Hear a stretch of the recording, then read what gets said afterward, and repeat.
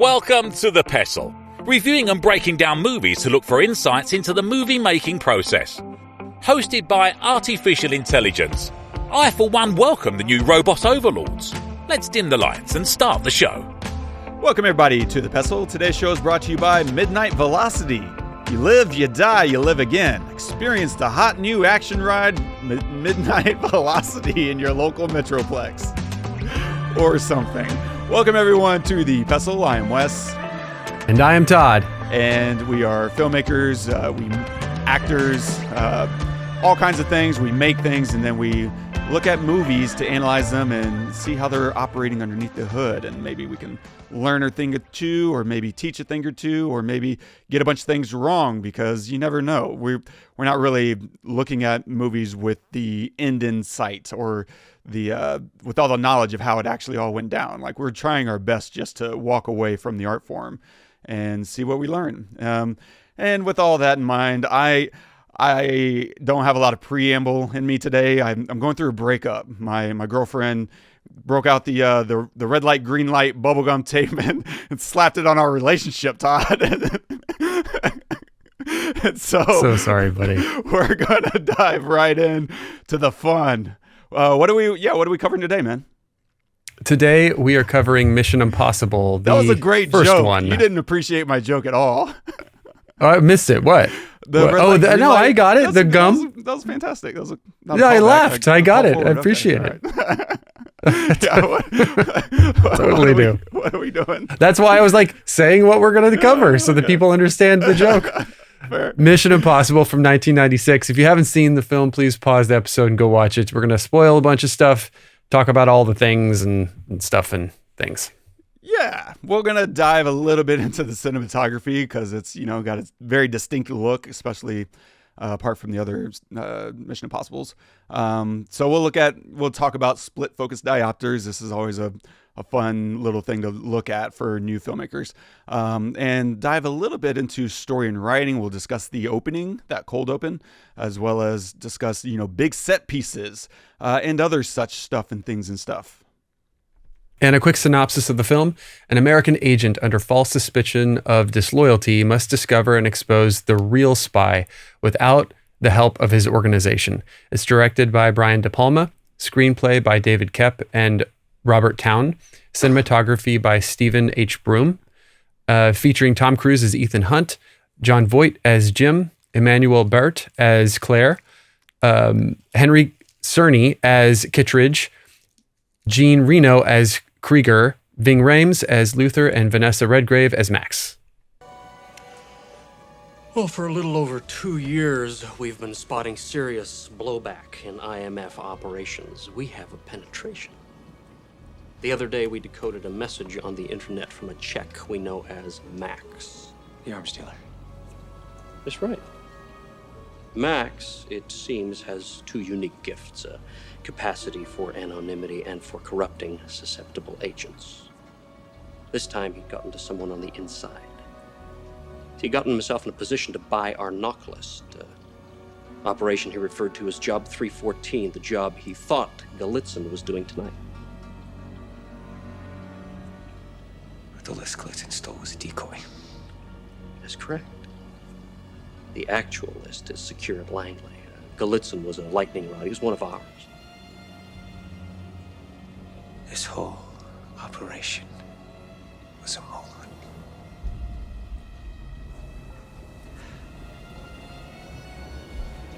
This whole operation was a mole hunt. Yeah. The mole's deep inside. And like you said, you survived. I'll show you something, Ethan. Since your father's death, your family's farm has been in receivership. Now, suddenly, they're flush with over 120 grand in the bank. Your father's illness was supposed to have wiped out that bank account. Dying slowly in America, after all, can be a very expensive proposition. So, why don't we quietly get out of here onto a plane? can understand you're very upset. Kittridge, you've never seen me very upset. So I don't know the last time you watched this, but go ahead and give me the good, the bad, and the ugly. Okay. Yeah, it's been a minute. I just remember liking, the Mission Impossibles and stuff, but this one I didn't really enjoy. And I remember now, after, as I was watching, I was like, oh yeah, I didn't like this because it was almost impossible to follow, and not in a good way. Right, not like in a good way. Tenet is almost impossible to follow, but that, if I watch it a million times, I can get little things, if I watch it several times. This, I feel like on the surface and underneath is very hard to follow, and for no reason at all. Like that, I think the scene you showed is a good example of that.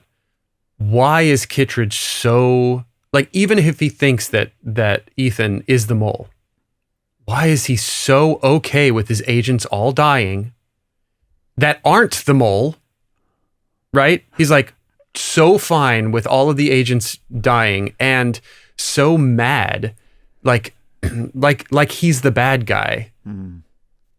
And it's fine to make us think that he's the bad guy, even if he's not, because he turns out to not be the bad guy. We already did, spoiler alert.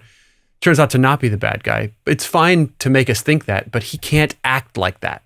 Like, he can't be like mad, like, and just like the way that he acts is very like he is the bad guy, as in, he talks like this, and he like. No one who is not the bad guy would talk like that. They would just be very matter of fact and say, and act like we know you're the mole, or whatever. He doesn't have to say that. But I guess my point is that the problem is not that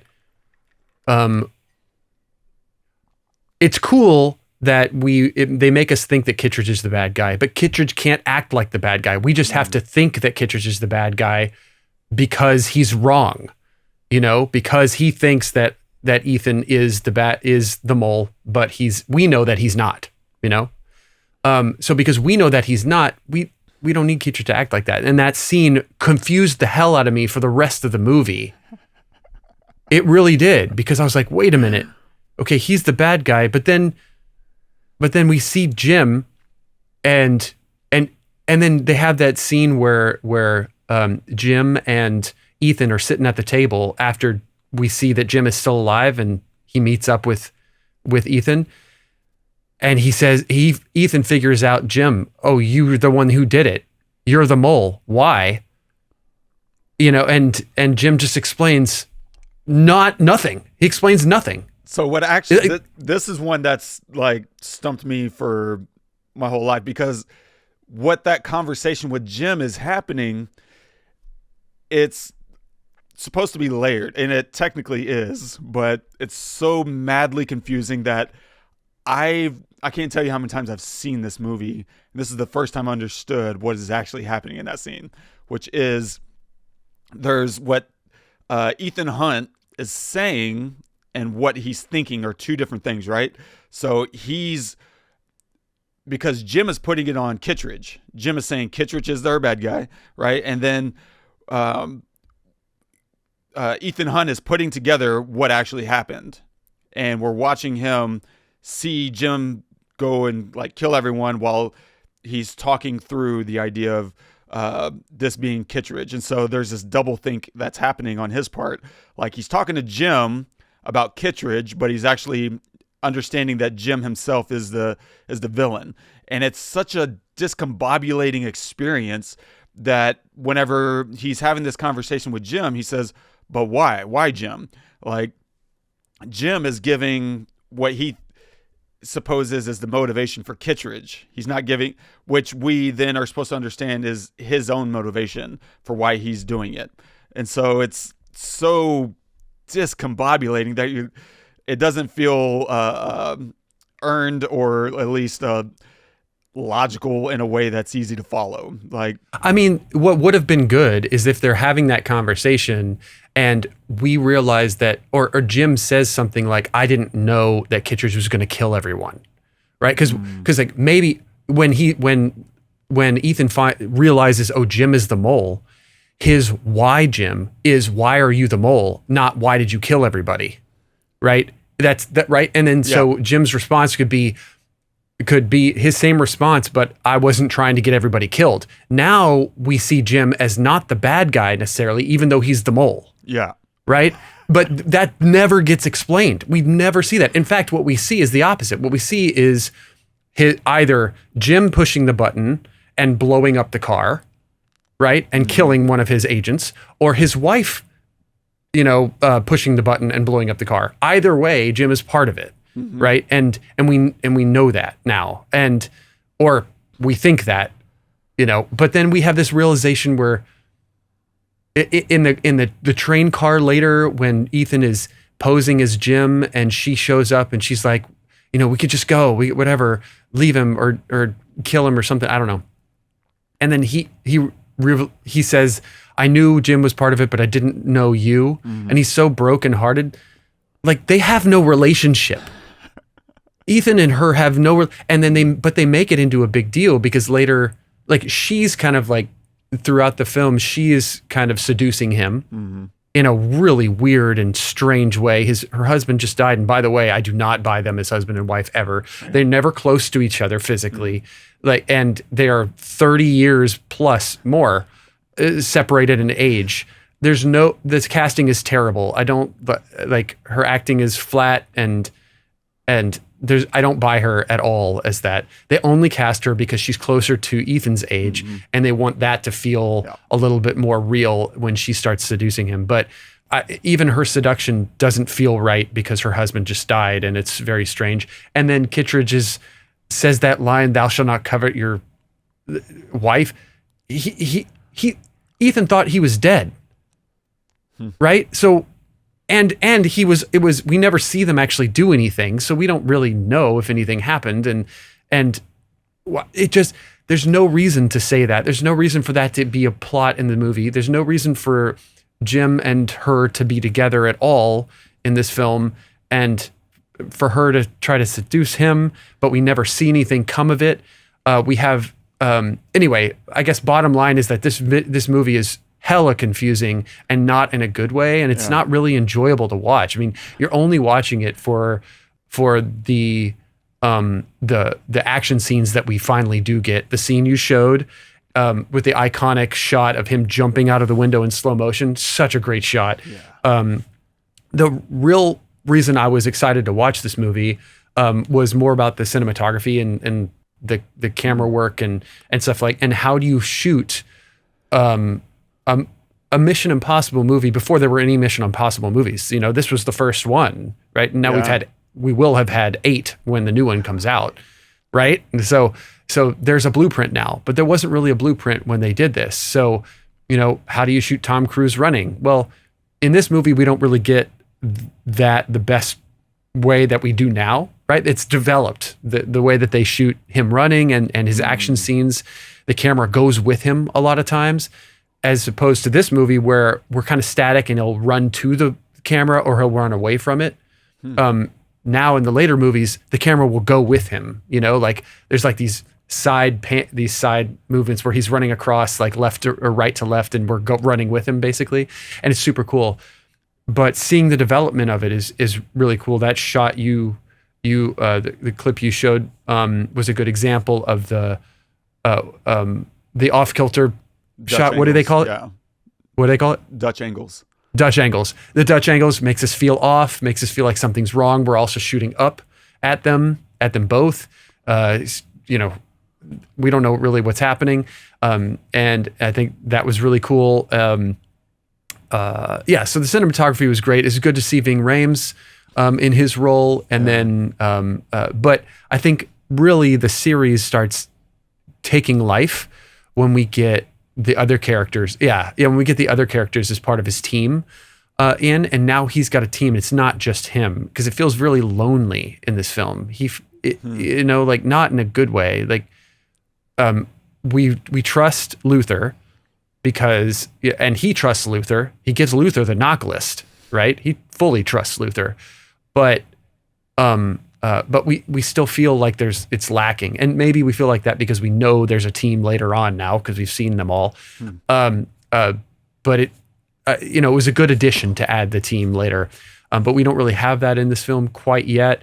And so this movie is great for the scene at the Pentagon, and it's great for the scene at the end with the train. Which, keep in mind, this is 1998, so. 96. It's one thing to have a CGI dinosaur. It's another thing to have a CGI train and helicopter in a tunnel. Like, that's a lot. And the iconic shot of the explosion with him flying onto so cool. It's so cool, dude. It's so his face when he lands on back on the train because he's flying to the camera. He's kind of contorting, trying to like get it to work. Yeah. Oh. Yeah, and then his face is like, it feels real, like, he does this really kind of, it's just so cool. But that's really it. And again, we don't do this podcast because we want to shit on movies. No. I think Brian De Palma is great at what he does, and obviously Tom Cruise and Jon Voight, like, they're great. I don't think this is Jon Voight's best performance either, but I'm so glad it exists because it kicked off all the others. Yeah. And in a world where all he had really had, that I knew of in the 90s up until that point was James Bond. And who can relate to James Bond? We like seeing it, and we like enjoying, like somebody who just, can't die, and that's great, but that's a 30 plus at the time, a 30 plus year old franchise that was kind of old and stale and nobody could relate to. So instead, do a similar story or just a spy story, but with a guy who can't win. Like he just, like, stuff keeps going wrong all the time, constantly, that we can relate to. Even though he's, the most beautiful man on the planet at the time, like, you can still relate to him because he messes up and he's fallible. So I think it was totally necessary, but as a film, I'm okay to just skip to, the next, 6, 7, and then, enjoy those. So. Yeah, this was a rough one for me because I came in thinking this was my favorite Mission Impossible, and there was this one and there was all the others. That's how I walked into this movie. And that is not how this went for me. Like, I just was not happy pretty quickly too. Because we open on an operation in progress, right? The monitoring, we're watching Emilio Estevez's character, I didn't write it down, monitor remotely, and he's all, come on, she's been under too long, and it just kind of ends in this mask reveal, right? The famous, this is what Mission Impossible is known for, peeling off the mask, and then it's a fake location, this wasn't even a real place, and then we revive Claire. Like, it's severely undercooked. We have no tension or understanding of anything at all. And worse, it has absolutely no relevance on the rest of the movie. The plot of this movie has nothing to do with how we open. It only introduces our characters, one of whom gets killed off, right? Emilio Estevez. And that's it. Like, it's a strange opening 2 minutes just because this is, generally speaking, and this isn't got to be for all movies, but for a thriller, I think you want your opener to have core relevance to the rest of the film, even if, and especially if you can make it count at the very end, like as a bookend kind of methodology. And it feels like they had a whole other opening sequence that they were just like, this isn't working. Let's trim it down to just this last 90 seconds and call it a day because of all the reasons I just said, because it really doesn't matter to the rest of the film.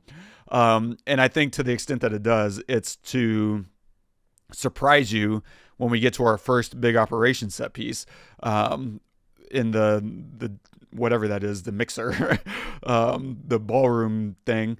And it's to kill off a bunch of characters. And I think that's what they were probably going to be aiming at, is let's build up all these characters so that we can kill them off and shock the audience and put them on our heels. And we didn't really get much of either of those. I was definitely surprised my first time watching as a kid because Emilio Estevez was like a big deal. And this was on the downward trajectory of his career. But you still would have thought, okay, fine, he's not the man. Like, Emilio isn't going to be Ethan Hunt, but he's still Emilio. He still has a part to play. And then watching him get stabbed in the face, which is a really strange kill sequence. So much strange stuff in this movie. But it was shocking nonetheless of like, oh, well, he's out. So, yeah, I guess I don't know what's going to come next. And then eventually you get, Ving Rhames involved, and it's like, okay, well, this is fun again. But I think there was just so many things in this movie that were just strange and undercooked. That the whole, oh God, I don't even know where to start. I didn't write it all down just because it was frustrating. The idea that the knock list needs to have the other half of the list to be valuable is, I don't know. Look, I haven't done that much work for the CIA. They'll deny, don't get me wrong, they'll deny ever me having worked there. But I did spend only a decade, in the inner workings of the CIA. But I don't think you need to know the real names of an undercover agent as long as you know their undercover alias. Yeah. That's the one that counts. That's exactly what I thought too. Like that's the one that matters. My God. Okay. Either one works, to be honest. You're completely cooked. Now, if you had said it's an encrypted thing and you need the decryption key, that's worth, going and getting, because otherwise, yeah, it's worthless, until you have whatever quantum, computing that can disencrypt it, decrypt it immediately. But it's just like, what is going on here? Okay. So I guess there's that as a starting point of this is dumb. But then to double down on your Kittridge issue in the fish tank sequence, as I'll call it, what a terrible way to set a trap for a mole. Is to do it out there in the open in public. One, you're just counting on him to be like, oh, you got me, slap the cuffs on? That's a really bad plan. First off, this isn't Dragnet where you but two, wouldn't you want to set the trap so that they voluntarily set it off themselves? Because if he is the mole, then he won't come in willingly. If he was the mole, he's not going to go to that meeting in the first place. There's so many things that are wrong with your idea of how to catch the guy. And so and this whole movie kind of operates on that simple principle, which is the rule of cool. We're just trying to get through that stuff to get to the cool stuff, because everything about this movie is the template for all the movies to come, because they set it around what's cool, what do we want to show off. Man, I really want to be suspended, from the ceiling. That's a cool sequence. Let's back our way into that. Okay, here's why we need to be that. Here's the worst place where we could possibly want to break in. Yeah, okay, well, CIA, that's cool. Well, what do we need from the CIA? Oh, the list of agents. And I think that's probably where a lot of this comes, and that's still what they do to this day, right? They still what's a cool stunt? Okay, why do we need to do this stunt? Instead of, what's our story? What do we need to accomplish? And to be honest, that's okay. I'm not here to poop on it, because it gets me in the seat and it gets me excited, and it, even more importantly, it gives them a reason to advertise, because from the beginning, that's still how they're operating, right? we knew going into this movie exactly what we're going to see because we'd seen it on TV and behind the scenes cameos and segments for like 6 months, a year. Like they'd been playing that fish tank explosion. They'd been playing the ceiling suspension sequence, and we'd seen the bullet train sequence nonstop for months and months and months on end. And they still do that. They still know this is how you butter the bread, baby. Like you show people what's happening and why it's cool and why they need to see it. And now it's a conversation piece culturally, and it sells tickets. And then you get in your seat and you're not shocked by anything at all through the entire movie. Instead, you just had a good time. Like you bought a ticket to the circus, and this is fun. Why not? And that's, you know what? Hats off. It works. Yeah. I don't know what to say. But it's definitely leaving a lot of weird gaps in the story. Like you get to the end, and I think there's a really good motivation for what Ethan is doing in terms of he doesn't know if Claire's in on it or not. And therefore he needs to take one extra step to figure that out before he can pull the cord on Jim. Right? Before he can do that, he needs to know the extent of betrayal, or else you can't get back to a healthy agency.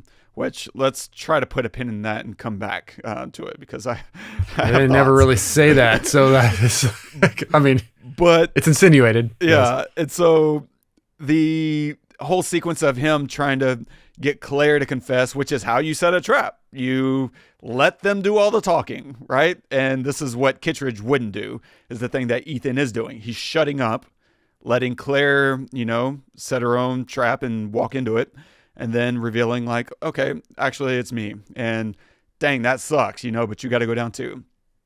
From there, it gets weird. This is where I'm just like, wait, adult Wes is seeing things that kid Wes really didn't understand, which is he reveals himself, pulls the mask, and then Jim walks out from the back. Now, Jim just watched all this happen? Like he's just sitting in the closet? He's just been sitting there? Spying? And I don't know. I think what would have made sense if they had said it out loud is Jim needed to see if Claire was still faithful. I think that would have been okay. For him to be an observer and like, I don't know if I can trust Claire anymore. Okay, that would have been a good, but they don't use that at all. That's not even a thought in anyone's head. Instead, it's clear that Claire is still with, Jim, and he walks out and then shoots Claire. Like, not the threat. Yeah, like, why? Why? He shoots the least threatening person in this scenario. And not him? Why? Oh, God. He just knocks him out or, knocks him down? Yeah. Which, I'm sorry, Jon Voight, but you're what, 58 or something when you shot this? And there's no way you're going to knock out this 24-year-old Tom Cruise. Yeah, whatever. Anyway. Oh, so that rocked my world. I'm just like, that's not good. No one does that. And because once you see that guy enter and you're like, oh, boom, dead.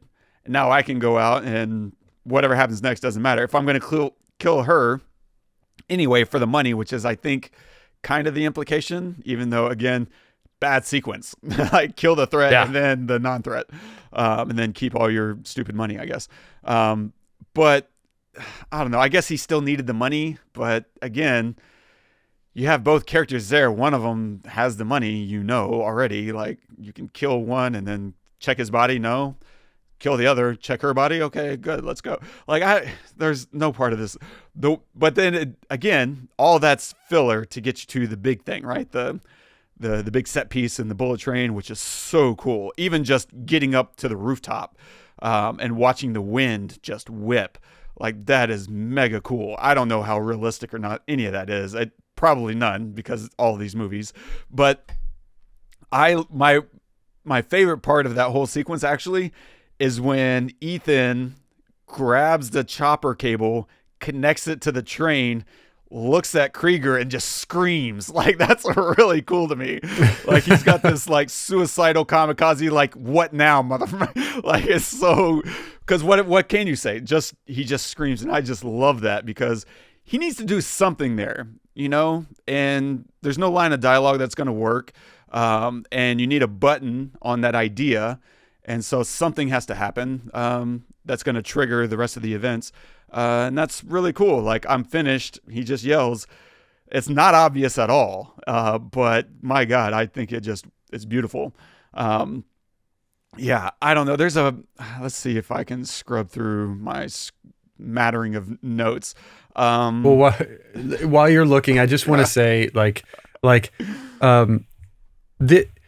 there is a suspension of disbelief when you go see movies, right? Where you just kind of like believe something is possible because you're in a theater watching it. Yeah. But when you see in a movie like this, where where we're supposed to relate to the character, he does these crazy, like he's a spy. We're not spy, but the point, it's kind of like going and seeing a rock concert. The best rock bands have the front man who the girls want to be with and the guys want to be. And it's the same. That's what you were trying to get out of a movie like this. The girls want to be with her. The guys want to with him. The guys want to be him. So it needs to feel real, like it could really happen. And even in these scenes where they do these really cool things, like the heist scene in the Pentagon or at Langley, and then the train scene where they are super cool. Everything is just so convenient. I mean, like the scene at Langley, why is it that the volume that triggers the alarm is just high enough to where you can it can allow a disc to be written to and to be ejected and inserted. It's just high enough. Like, why don't they make it quieter? If it was but no, it's just loud enough to where that's okay.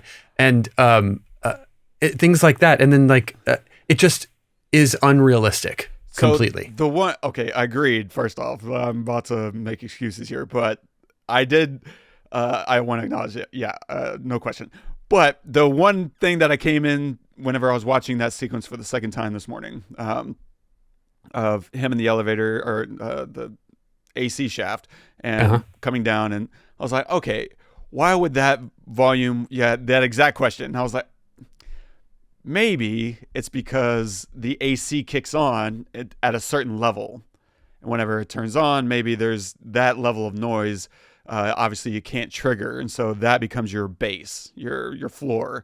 Anything over that becomes. That's the best I can do. Even then, that wouldn't. I see your point, but no. Even in studios, in music studios, they have silent ACs where they control the volume of the AC into the room. So, Clinton was gutting the military budget, Todd. And then I didn't get when he yanked him when he yanked them up at the end, right? Like at the very end of that scene, we yanked him all the way up with this scraping, and you hear Luther say toast. Yeah. Why does Luther saying toast have anything to do with him yanking, which is considerably louder, by the way, than ejecting a disc? It just doesn't align, and it's not like I'm being nitpicky either. No, it's its own rules. That they set these rules and they're breaking them. You're breaking the rules that you set. In a way that I'm noticing, just don't set the rule, or set the rule higher so that it can feel realistic when you're doing it. I don't know.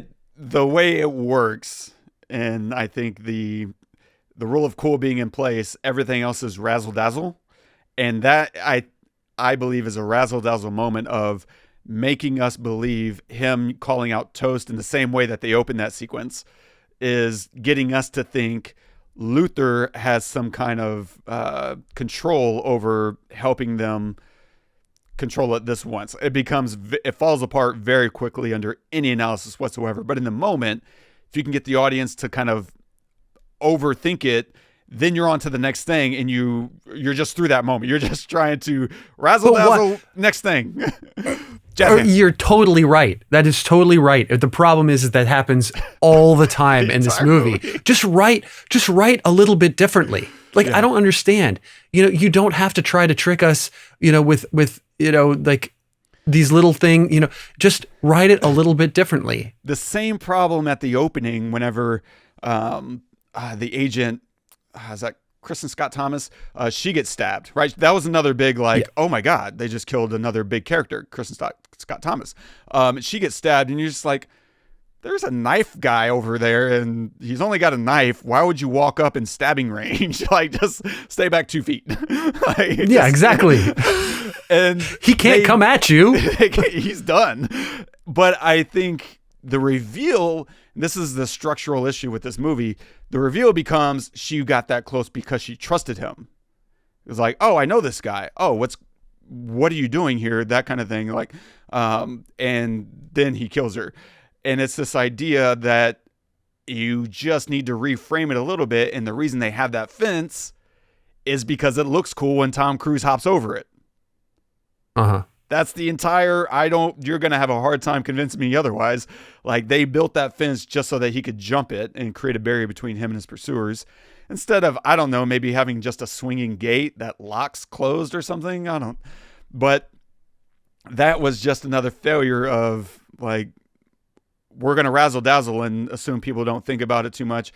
There's a reason for this if you trust us and go along with it, which, to be fair, in 1996, we probably were. We probably were just being like, oh, wow, he got her. And that's it. Like, we just saw a killer and then another person got killed. And at least me as a 14, 15-year-old, didn't overthink it. And just kind of went with it until you get to the reveal, like, oh, Krieger's a bad guy. And of course he got recruited because Claire was a bad guy all along. And therefore, it's, we have an infestation, which gets us back to my other problem with spy movies in general.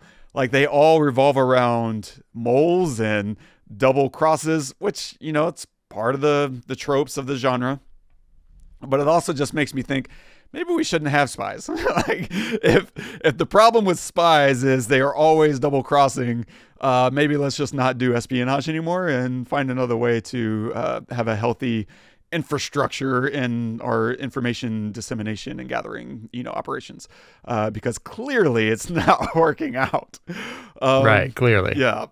The other, the other thing. So the exposition, the Drake Hotel thing was like this big reveal moment, which it kind of works. But it's also that's another one of those things where if you think about it for more than 5 seconds, it's like, why did he take a Bible? Like, was there something, like, because the book of Job is in there and he really needed to reference 3:14 for some reason? Like, if he's already being corrupted, wouldn't that automatically remove the necessitation of the Bible itself? Like, the corruption doesn't come through, like, God. And so I don't know why he felt the need to take a Bible out of the hotel, which, once again, this guy just keeps stealing stuff. But why do you also need to take it across? I don't know. That's silly. But the way they stamped it, didn't they? Those damn Gideons. Like, that's my first thought. But I do kind of respect the way they hid that bit of exposition, which is you need to know that he was in the Drake Hotel in the first place. And the way they do it, which is a little ham-fisted, but ultimately works, is they hide it through banter, right? They're in their debriefing or their briefing room, and they're going around. He's barking out orders. You're going to be there. You're going to be on an elevator. You're going to not walk out of that elevator. And blah, blah, blah. And they're like, any questions? And that's when Ethan is like, yeah, can we get a cappuccino machine? This coffee's garbage. Meh. And they kind of start jabbing one another. And that leads in, the coffee bit is there to provide cover for the rest of their jabs, because the next jab is, yeah, we missed you on that last trip. You missed out on this bad coffee from your wife. Exposition 1, right? They're married. And yeah, keep them on opposite sides of the room, because you put them next together, it becomes even less believable. But it's like, okay, yeah, where'd they have you this time? The Four Seasons, the Plaza? And he's like, Drake Hotel. Ooh, haha, jokes around it. Because Drake Hotel becomes, core information later, but it's being packed in, hidden in all this other information, right? This joking, it's in banter. And so as a technique, I really like that. Like, that might be something to steal if you're ever needing to hide some basic exposition. But it's just the weird payoff of using a Bible. I don't know. Maybe that's my thing. Maybe I just have Bible issues, Todd. I mean, it's definitely part of it. One thing I kind of liked was he gets on the phone after the operation goes sour. He gets on the phone and they ask for his code. And this is another little Wes nerdy, like, oh, I wonder.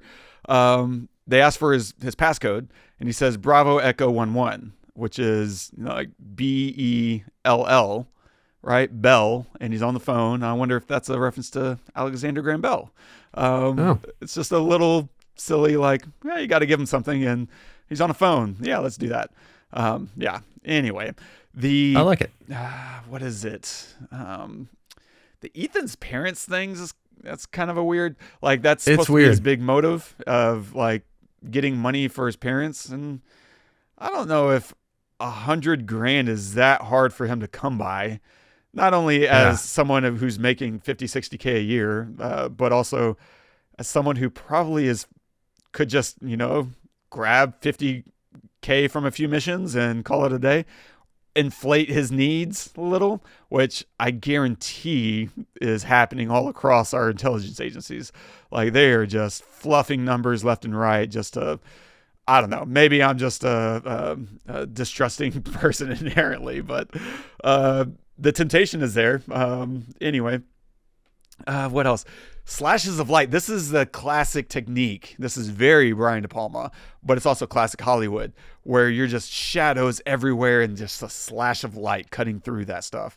Right? Whenever he goes out and he's suspecting her and he doesn't know, this is after he finds the Bible, I believe. I might be misremembering, but I'm pretty sure he finds the Bible, Drake Hotel, after that big fight.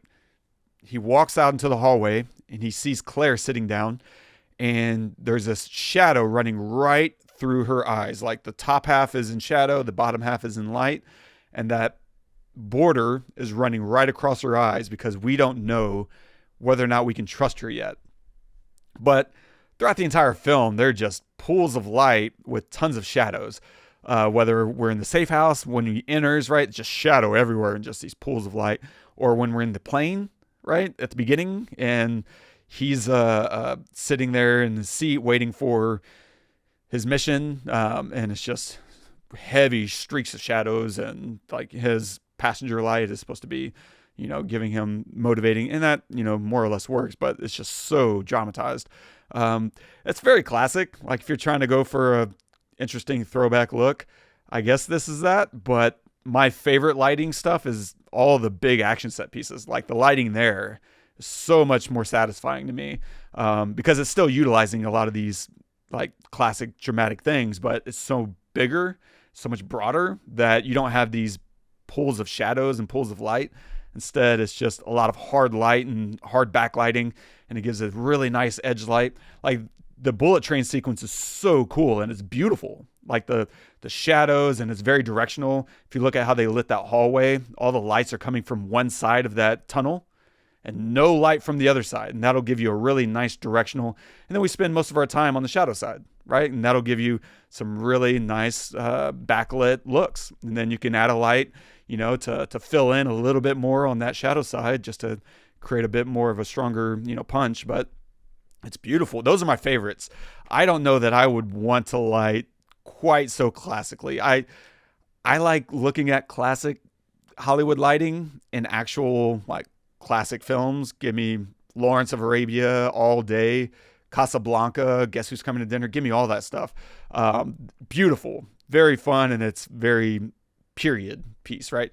In the 90s, when you can feel this transition happening to more modern stuff, it's give or take. It depends on the film. Sometimes it still really works, and sometimes I'm just a little put off. I don't know, but fun. It's more for. I totally agree. I think it's we are a little bit, I guess, for lack of a better term, spoiled now, because I think that lighting has developed so much over the last 30 years, that I'm sorry, but this movie is almost 30 years old. Oh my God. We're old.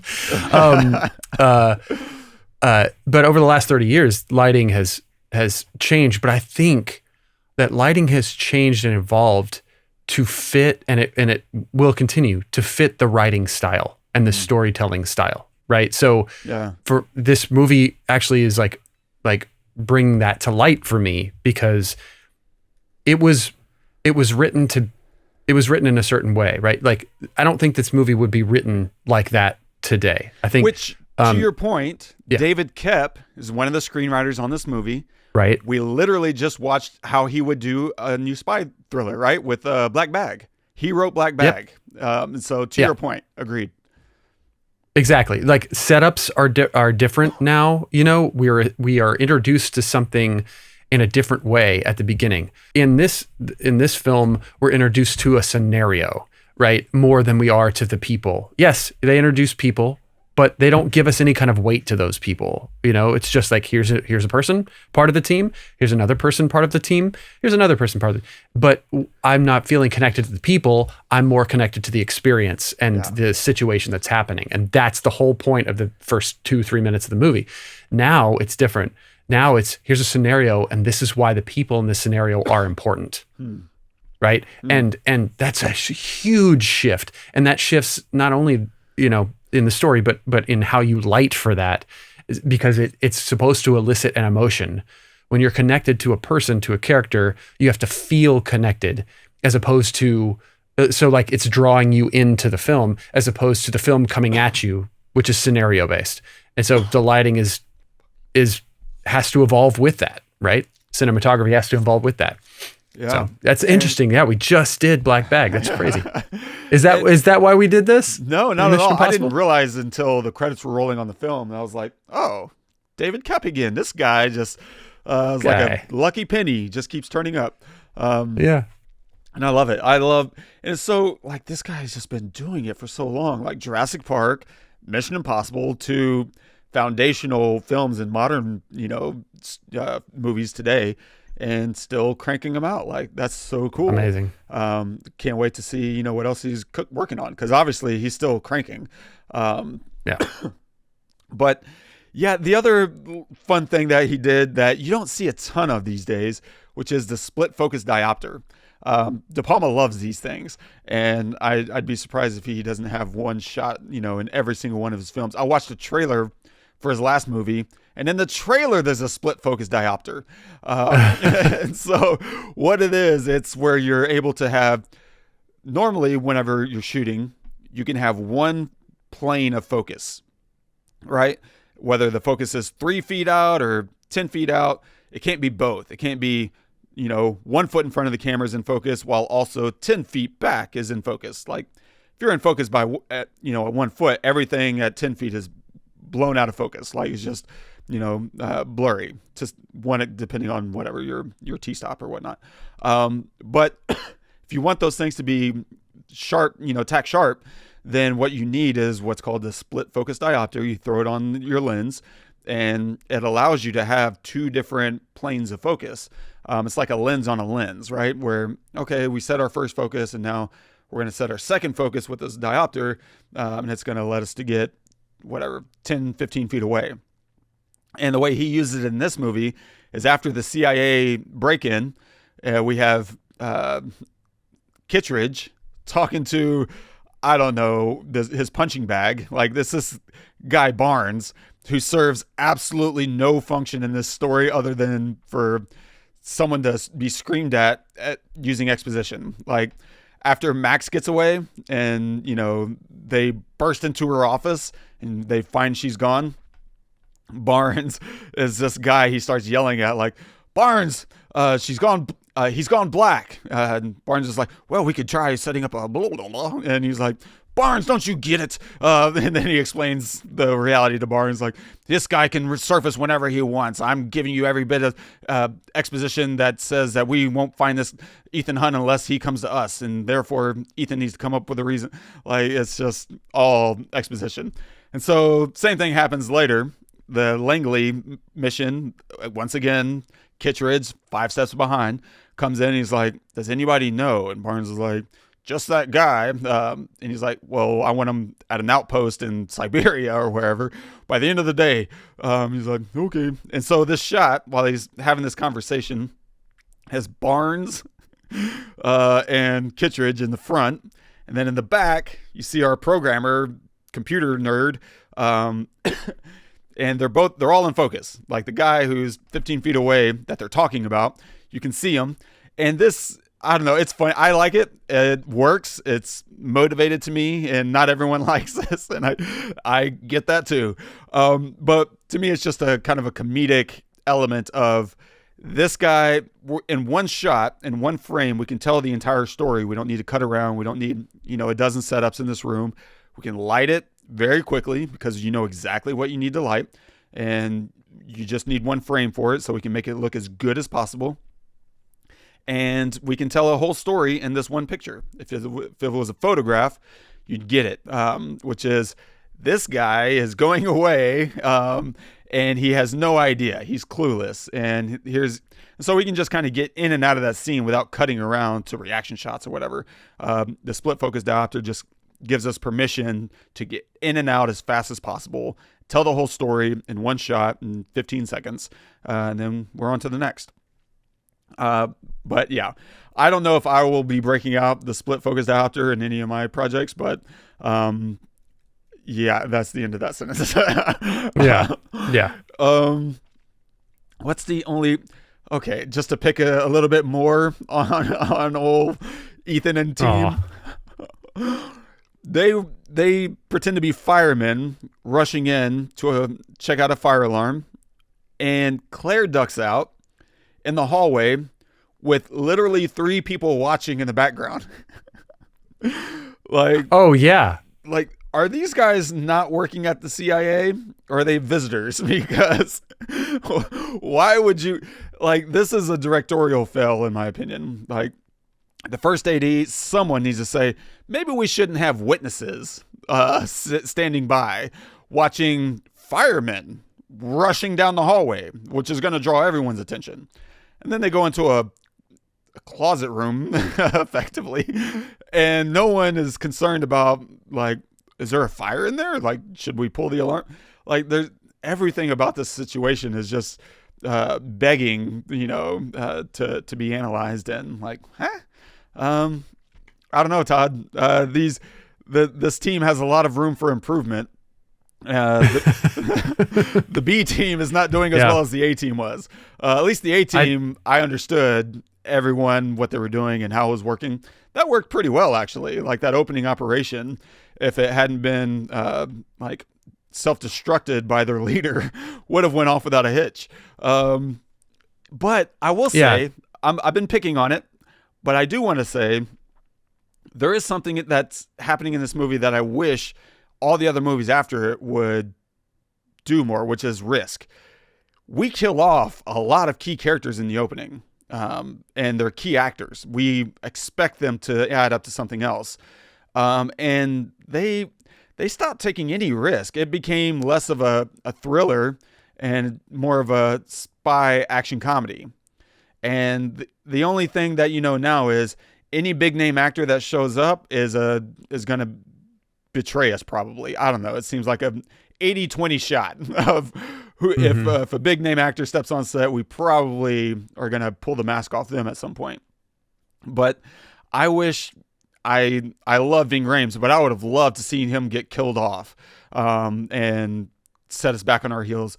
But that's just a genre switch, which is what I thought I loved about this movie, which I would if it had just been better written, or at least, better executed. I don't know. I don't think you can out execute the writing on this thing, but I mean, bottom line, Cruise looks cool doing everything. Everything. Right? Yep. I love his delivery of in the clip you showed of you haven't seen me upset. You know, like his delivery of that line is like, whoa, okay, yeah, you're right. Now I'm about to, and he's fantastic. It's just crazy because there's almost nothing I like about this movie, and I really love the Mission Impossibles. So whoever greenlit the second one after this, you know, did it because the box office was good. You know, not necessarily because the film was good. You know, that being said, so I'm really glad that it exists. I'm glad it's there because we've gotten so much more from it that has been really enjoyable. The whole movie itself was just, everything happened so quickly. And so it almost didn't, when you're done, you're thinking, okay, I didn't quite understand that, but I had fun, Yes. you know, going along the ride. That being said, I don't want any more of these this way. And in fact, you know, the whole adage of don't waste my time, I kind of felt a little bit like that. And I'm not trying to shit on the movie. I think I said that earlier, but I, you know, have to say what needs to be said. We both do, which is this feels like a fail in the writing. It feels like a fail in the acting in some cases, and it feels like a fail in the directing. That's all you have in a movie. It's literally all you have is writing, acting, and directing. That is a film. And I just can't really find, other than a few moments that are like, oh, that's so cool. If you step back and look at them from even a 100-foot view, it's like, there's no way that could even be possible. And then in future Mission Impossibles, there are stunts that happen where it could happen. And in fact, it does, because Cruise does all his own stunts. And so he really did that, or he really did a halo jump, you know? So anyway, I will say, I will lightly disagree.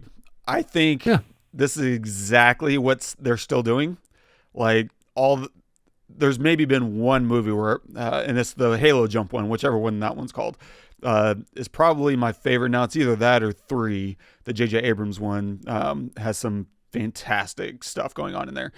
So one of those is my favorite. I don't know which, but I think by and large, they still do the same thing of here's our set pieces and here's a bunch of like garbage reasons that we're getting in and out. Like, especially that last one that we covered. Oh yeah. Was full of this kind of ideology of, we don't really have a good reason. We're just going to, what's the MacGuffin our way in and out of this thing, which is fine.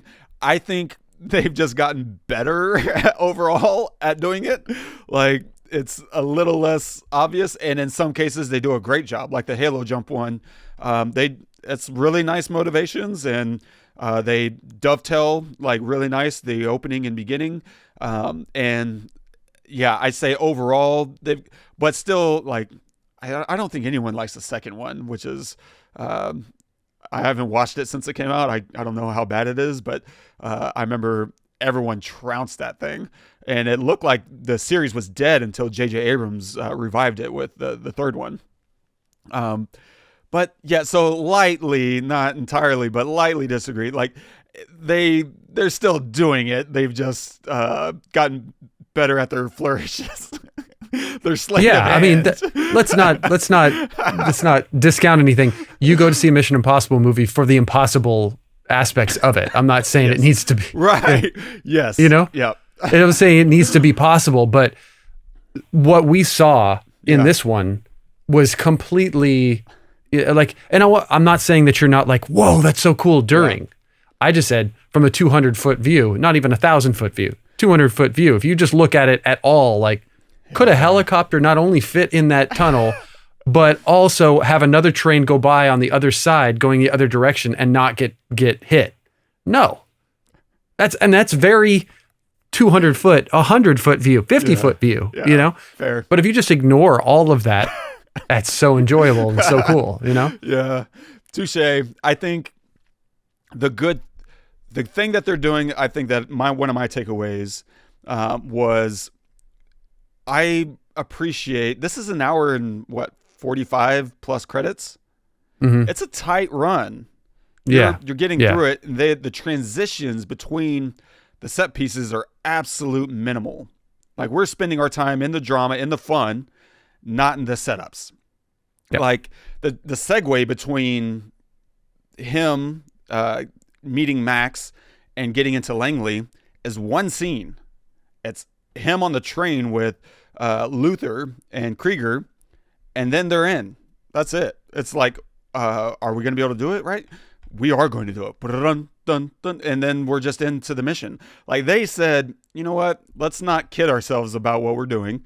Let's get straight to it. Let's razzle dazzle as fast as we can and just have the fun. Because to your point, like, I walk away and I still had a fun time because cool explosions, cool dangling from the, wire.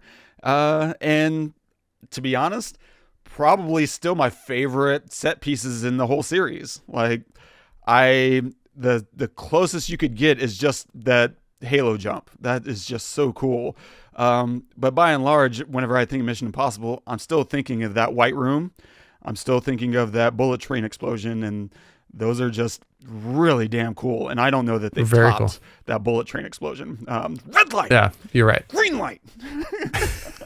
Yeah. Kaboom. I couldn't agree more, man. Yeah. I don't know. So, final thoughts? I'm glad it exists. Yeah. It could be better, but I think that I'm glad it exists because it kicked off a lot of other really cool, really great reasons to go to the movies. And it gave us, I mean, we already had, so many movies with Tom Cruise before that and since, but he is one of the reasons to go back to the theater. And I don't care who you are. I don't care what you do or like what your movies you're known for, or how bad they've been or how good they've been. If you give us a reason to go to a theater now in 2025, I love you. Amen. And he is definitely one of them. The final one coming out soon, as we're recording this, is another great reason to go to the movies. And I'm just always looking for those people who give us that reason. So yeah, that's well I guess my said, takeaway. Man. Well said. Yeah, any reason to keep theaters in business, and to just give me a reason to show up and like see some cool stuff, hell yeah, I'm in. Dope. Well, what are you going to recommend this week? We talked about it a little bit this week on our thread with me, you, and Scott. I'm going to recommend The Studio, which is a new series out, and it's really interesting because it talks a little. I mean, whatever. It's directly this guy who is it? Who's the actor? Why do I forget his name? Because I'm terrible with names. What's his name? Rogen? Seth Rogen. Thank you. Gets this new job as head of a studio, and he loves movies and he wants to make great movies, but they have to make money. And so and I've seen him in some interviews say, like heads of studios, they love movies. Like, we shit on Hollywood and everything, but they are under pressure to make money. They are not under pressure to make the next Stanley Kubrick film. They are under pressure to make money and get people back into theaters, or get people to the theater in general, or just make, something that people, millions of people want to watch, which is not always the Oppenheimers, right? Mm-hmm. So it's this pressure, this diametric pressure that they're under. But it's interesting because it humanizes them and it makes you realize it's hilarious. I literally laugh out loud multiple times in this show, and I've only seen 2 episodes. I think it's fantastic. The second episode is amazing. It's a oneer. The whole thing is a oneer, which, we love that because we talked about adolescence and how much we love that show. It's a oneer and it's fantastic. You forget that it is, and it's so uneasy and great. I can't wait for more from it. And I think it goes really well with what we're talking about here. Making something isn't always the thing that you want to make, but you've got to make money because it is a business in order to make other things. And I still think that Hollywood's got it all backwards, and we talked about that multiple times on this podcast. Instead of making $200 million films, make 10. $10 million films and make more of them. But whatever. It's fantastic. So sorry, The Studio. Dude, nicely said. Yeah, I agree. I think the real solution is less money in a sense of smaller production companies. And whenever you're Disney and buying up every IP under the sun and every studio, like, yeah, the hit of cocaine that you need after that is going to be much higher than it used to be. And so the solution is maybe smaller companies, you know, and this is diametrically opposed to accumulating more and more. Blumhouse doesn't need, and we've talked about this too, like Blumhouse doesn't need another Get Out, $300 million, whatever, $200 million success. You know, they can make another $5 million movie and get their money back. And whenever they have a hit, cool. If not, that's fine. They're still, you know, breaking even and then some. And like, yeah, stop accumulating everything. Like, I don't know, the Blob. It's just, it's unhealthy for the whole studio system to not have more competition. And when you keep buying up all your competition, you're inherently just gutting yourself, because it's really hard to make a good movie. And whenever you're trying to do it on demand every time, the correlation of the broader appeal that you have to have, Mission Impossible needed to appeal to adults and to kids, to date night. Like they had to appeal to so much that they had to keep dumbing it down. I bet because David Koepp is an incredible writer, and Robert Towne is one of the greatest writers of all time. You kidding me? Chinatown. Like, enough said, right? Like, these writers had a much better script in mind. And Brian De Palma probably stepped in and said, guys, this is great. Audiences are never going to follow this. Trim it down, tighten it up, get me into my set pieces.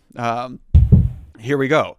Like, they knew that they wrote this not because they're bad writers. They're some of the best writers who have ever lived. They wrote it because they knew this is how to get butts in seats. This is what we need to do. Here's the bare minimum we need to offer to have the fun. And it's really hard. It's really hard to make a movie that's smart and appeals to all audiences. You got to dumb it down. And that's just going to mean art is taking a back seat. This is why you have Honora and The Brutalist showing up to the Oscars and wiping the house clean. It's because artists came in and said, nah, thank you, executive. I don't need your advice. I'm going to do my own thing. And that's what we need, you know? And yeah, I feel like the studio is doing a great job of putting a hilarious face on these ideas that you and I talk about, you know, half the time. And so anyway. From somebody who's in it, you know, yeah, and been in it for a long time. Yeah. Seth knows the deal. I'm going to recommend another thriller. It's called Argo. It won Best Picture. So you might have heard of it. Right. Ben Affleck, you know, directed and starred, and I love it. I don't know. I know some people get a little up in arms because it comes across as Hollywood patting itself on the back once again, which, yeah, you know what? that's true. But at the same time, it's still a really good movie. It's compelling, incredibly shot, well acted.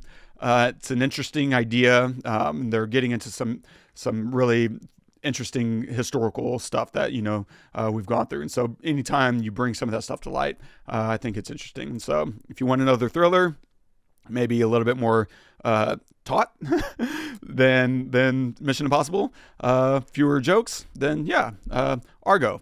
So stay tuned for next. Oh, and Spotlight this week. Our buddy Justin Betancourt released a documentary on Christian Guzman. It's called The Untold Story. It's on YouTube, so it's free to watch. Highly recommend it, and it's really cool, man. I don't know if you've watched the whole thing yet, but or any of it, but it's about a bodybuilder. And so if you want to see some of the struggles and stuff that happens behind the scenes with, you know, the bodybuilding community, this is a really well-made documentary that I think is worth checking out. So check the show notes for that. We'll link you up. And I've got multiple songs in it. And Todd scored it. Yeah. Or I didn't score it, but I have. You got the soundtrack. Yeah, I think I got he used like 4 of my songs. He bought 4 rights to 4. Dude, so, that's so cool. Congrats. Yeah. Nice. Thanks. So yeah, check that great out. Job. Great job, Justin. Well done, man. And Kirby did it too. Kirby produced it. Well done, So, team. his wife. God, that's so cool. What a dream. Coming from me. You'll be my producer wife. How about that? Yeah. So stay tuned for next week. We're going to take a look at a movie. This is one of my favorites. Hopefully it still holds up from whatever 10 years ago that it came out. We'll see. But it's called Perfect Sense. Stars Eva Green or Ava Green maybe, and Ewan McGregor. And it's a sci-fi romance pandemic story. And very dramatic, and yeah, go check that out if you haven't already. It's probably streaming somewhere. If not, I think it's worth $4 or $5 that you pay in streaming. Stay tuned for that next week. And if you want to leave us a note, don't forget, subscribe, review, and you can leave a note on this episode at thepestlepodcast.com/Mission Impossible. And our quote of the day is from P.T. Barnum. Without promotion, something terrible happens. Nothing. Interesting. Why'd you pick that quote? Because Mission Impossible has such a good formula on getting people to the theater. They promote the hell out of it using stuff from the actual movie. Like, they're smart. They go behind the scenes. They get all this really cool behind the scenes footage. Then they bookend it with, or overlap it with interviews of Tom Cruise talking about how hard this was or how cool this was, or, here's how we designed it. You go behind the scenes and it feels like you're a part of the team. At a certain point, you just feel like you're a part of the movie. Great point. That's all promotion. And for me watching this, I just really respect this entire movie revolves around 3 big set pieces. The opening mission, which is kind of the one thing we didn't know much of going in, for good reason, because that's when they pull the rug, right? Kill everyone off. And then Langley, and then the bullet train. And it's very tight in between those. And for me, it's like, oh, we spend half an hour in our opening mission gone wrong. Then we spend like another 30 minutes at Langley. Then we spend 20 minutes in the bullet train, and then we're out. Like, everything else is just kind of filler moments. That's so cool. What a smart way to write a film that allows you to spend time in these spaces. Like, how can we fill up this 30 minutes? This is going to be fun. It's interesting. It's, some tension, some reveals. How do we make it fun?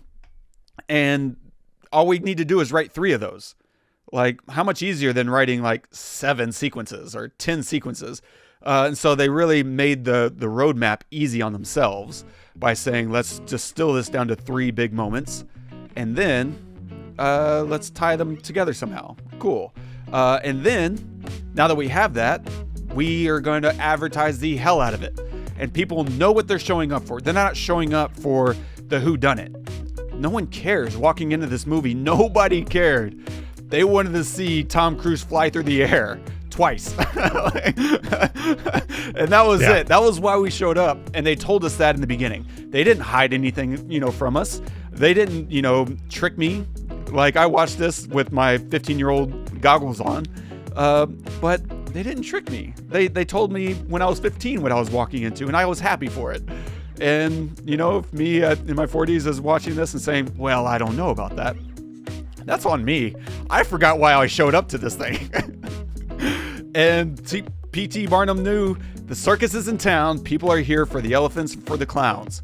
Give them elephants and clowns. Perfect. Yeah. Great. Yeah.